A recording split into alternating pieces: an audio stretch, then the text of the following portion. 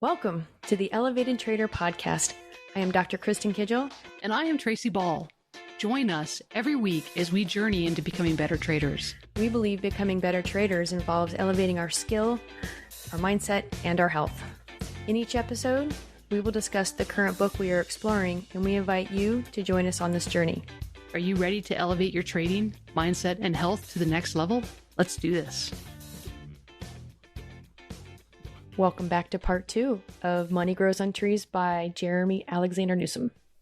So there's one thing that really came about in chapter, he said it again, and we've touched on it a little bit now, but in chapter 1, the biggest takeaway for me was the lack of, it's not a lack of resources, it's a lack of resourcefulness. And I'm going to go back to that story about, the university students that I knew.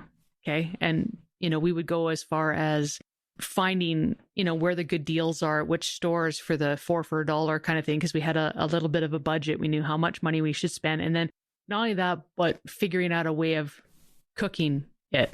When I was in university, we found a way to make it work no matter what. And that is something that I have always been doing throughout my entire life, is figuring out what to do next. It's been I am who I am because of my resourcefulness. Well, I'd also like to add that you can be resourceful, but you also have to have perseverance. Yes. Because without perseverance, you will hit a wall or you will get knocked down. Yes. But will you go around the wall, go over the wall, go through the wall, and will you get up? Exactly. Yeah, completely. So I think that was huge, that lack of resourcefulness. And I think we're going to be touching on that a few more times throughout the book. Oh, likely. Yeah, completely. Now, what examples do you have? Like, were you always resourceful, or did you ever find a time where, like, how did that work for you? Well, I'm just going back to, I'm probably watching my mother, have multiple jobs with a couple kids and just making sure that we had quality time, those things. It's just retrospect, right? She saved up enough money and bought me a car, and this car worked well, and it wasn't the cutest one, and it wasn't the fastest one. But most of my friends, my high school friends, we have memories of, they don't really remember the make and the model, which, by the way, was a Volkswagen Dasher. Most people have never even heard that Volkswagen made a Dasher, but they remember all the fun we had in it. And I remember it was a 4-speed stick shift, and my reverse broke. So everywhere I parked and everywhere I drove, I always needed to be able to go forward to leave. If somebody blocked me in, there were times where my friends would be asked to help me. I would put it in neutral and we would have to push it so I could drive forward. So, it's just weird things like that, right? I wasn't like spoiled, but I can't compare myself. So when I was in college, with the school loans, you're eating pizzas, you're eating a lot of junk food typically, unless you know better. And eventually, as I got older, I started to learn more and know better. But you're always looking for deals. That's the thing, Mm-hmm. I remember at one point before I went to college, saving up pennies to pay for gas, not thinking much of it. You're like 18, 19. You're like, oh man, I need gas. It's way of life. Yeah. So, and that was early 90s, it was easy. Wow. Gas stations, it was easy. Gas stations were on every corner, but you don't want to run out of gas, which, by the way, I have run out of gas still in my 40s. Yeah. Yeah. But now you pay for AAA or something and they bring it to you, but you're still embarrassed. Like, how the hell did I just not go get gas? Even the cars alarm, they let you know now. Yeah, that was a hard one little ego boost on that one. Just kidding. But I don't know. Perseverance maybe is really, resourcefulness and perseverance are probably just, you learn a lot of that from sports, team sports. Yep. One of the things I think is interesting is the fact that we lose in a team sport and we don't like it so much, but we're more okay with losing something like that than the winning. And so as traders, sometimes we hate that loss, and it's harder to hit. And so I feel like when I compare the loss to like, oh yeah, well, we just lost like 5-1, in a softball game or something like that.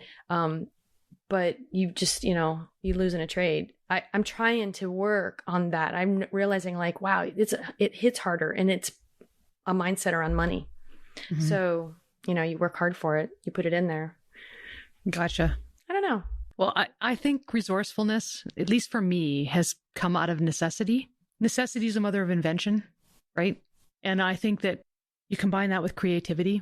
And when we're younger, creativity is flowing. I have found that my creativity has been hampered over the years because, I've been called idealistic. I've been, the society around me has consistently tried to subdue that creativity, and I've allowed that to happen. And I need to get that creativity back and get that flowing. But like you, I actually have another car story of resourcefulness. Okay. So I was going to university. This was at Simon Fraser University, and I lived in Vancouver, and I had an 11-year-old car. The reason that I had the car, because it was given to me, first of all, so I didn't pay for the car. I inherited, which was a blessing, and I'm very thankful for that. I needed it, but I needed a car because the bus schedule, it stopped at a certain time. I think it was at 1 a.m. and I worked until 2 a.m. at the university because I needed a job while I was going through school. I couldn't do it without. So I had a job. My last shift ended at 2 a.m. and I couldn't take a bus. Mm-hmm. And Simon Fraser is up on the top of a hill. You wouldn't want to be walking at that time of night. It would have taken me 2 to 3 hours to walk home to where I was living. So I had this car, and I remember, Vancouver rains a lot, and I'm driving along the back road and it's pouring rain and my wiper blades go out. Oh no. They don't work anymore. And I'm like, oh no, I can't see. The rain's just coming down. So I take my shoelaces, I take them out of my shoes, I tie them to my windshield wipers, and I'm literally driving my car, pulling my wipers with my shoelaces. Okay, by the way, you can't see what she's doing. She's got her fists in the air left and right of her head, and she's alternate pulling them towards her. If you can envision that. It's interesting. So she's literally pulling strings. Okay. I was pulling the shoelaces back and forth through each window. I had a shoelace attached on both sides, and it would pull the wipers up and down. No thanks. And then I got to school, finished whatever I had to do, and the next day I had to get my vehicle in to get the motor changed on the wiper blades. Oh. But yes, that was resourcefulness. It was born. Yeah. It was born out of a necessity. I had to get to university. It was combined with also that drive of not wanting to be late, not wanting to miss my appointment, not wanting to, because that is also an underlying belief, right? If I say I'm going to do something, it's a driver in my life. If I'm going to say I'm going to do something, I'm going to do it, come heck or high water, right? And because of those belief systems, it's going to drive you to make certain decisions. If somebody else didn't have that same philosophy about showing up and being there and not missing out, they may very well have just sat at the side of the vehicle and said, okay, I need help, right? And I'll just wait for it. I guess I won't go to school. I won't meet my job. So yeah, I really think that resourcefulness comes down to your inner beliefs. First of all, your creativity and necessity. Creativity. That was creative. Yeah, it was creative. I totally agree. Yep. Okay.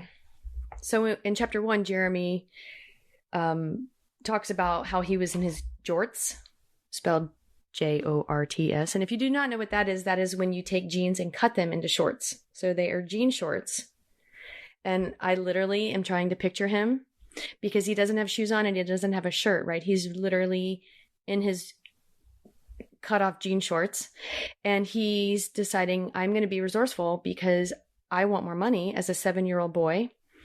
And he decides to, is it blackberries or blueberries? Blackberries, I think. Yeah. So he goes and he collects them, and his hands are all purpley, and he is selling them door to door. And he made what, like $3,000 that summer? $1,300 selling blackberries that summer. 1995. As a 7-year-old. as a 7-year-old. Yeah.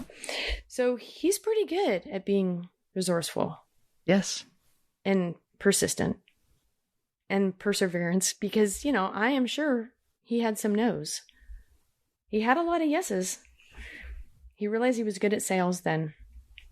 But he was doing it because he wanted to buy Apple shares. And his dad said, we won't go into why Apple shares. You'll have to read the book for that fun little piece of knowledge. Yeah. But he had to come up with half the money, and his dad matched him. And then he owned it. Exactly. That was pretty exciting. So he was 7 getting in the stock market. He's got the most adorable smile. If you don't know what Jerremy Alexander Newsome looks like, you need to go look at his cute smile. He's got this huge, loving, inviting smile, but he's got these little cute little squinty eyes. And I wish one day we could see if someone has a picture of him as a kid. Actually, he just had a baby, so maybe we'll get an idea. There you go. So yeah, it's resourceful. So he covers a lot about resourcefulness, and I think that is definitely a key to success, is being resourceful. I thought that was just that revelation. It's not the resources, it's your resourcefulness. Yep. And I think that's probably the biggest takeaway from this chapter, is recognizing the difference, because looking at it from a lack of resources is a victim mentality. Looking at it as a lack of resourcefulness is taking accountability and saying, hey, I can do this. I just have to figure out why and how. Well, the book title is Money Grows on Trees. And I don't know about you, but it's definitely a saying in America that money doesn't grow on trees, and he brings that up.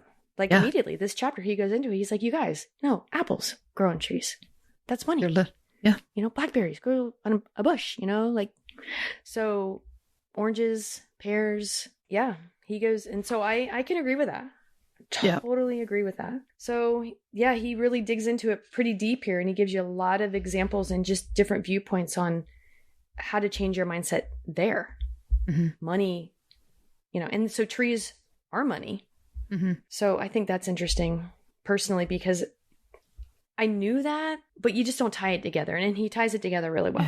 Yeah. Yeah, you bet. Now, I guess, and it ties back to resourcefulness, because he talks a bit about, how every avenue of earning money is a tree, right? And you can read the book to learn about what he's actually referring to and get the full analogy. But I guess, on page 30, he says we have to find it. We simply have to figure out which tree it's growing on, which money tree is growing on, right? And I think, again, that's ties to resourcefulness, but that's the biggest struggle for a lot of people, is figuring out what tree, what are my skills, where am I valuable, what way could I be making money, right? And that's where a lot of people stop. Well, I'd also like to add, people don't follow their intuitions and their guts.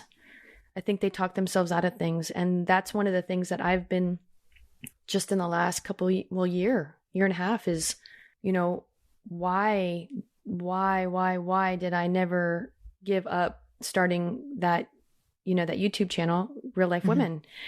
It just wouldn't go away. I mean, it just was like gnawing at me. And so to me, as I've learned more about paying attention to my thoughts and my feelings, and even doing this, one more thing on our plates, right? One more thing. But it feels right. It feels good. And so I don't know how that ties in together, but adding your intuition, that little voice inside, what are your passions? And following those, I think a lot of people miss out on that. Mm-hmm. And that's disheartening for me. Mm-hmm. That's interesting. I think we're going to get into that a little bit more down the road in this book. So I think that would be really, really, really good.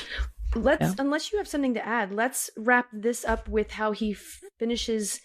He has a little bit of homework in this book.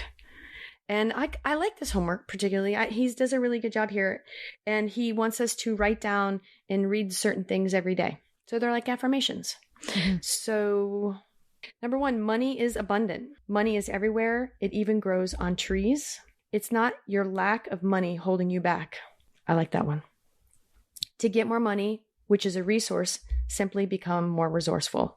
I really love this quote because we've talked about it so much, but he just talks about, you must understand that your subconscious beliefs about money is what led you to the exact financial situation that you are right now. Say that again. You must understand that your subconscious beliefs about money is what led you to the exact financial situation you find yourself in right now. Wow. There you have it, folks. Okay, on to the next one. Thank you for joining us today. For more information about the show, as well as our list of current reads, check us out at www.theelevatedtrader.com. Remember to subscribe and share if you found value in today's episode. See you next week.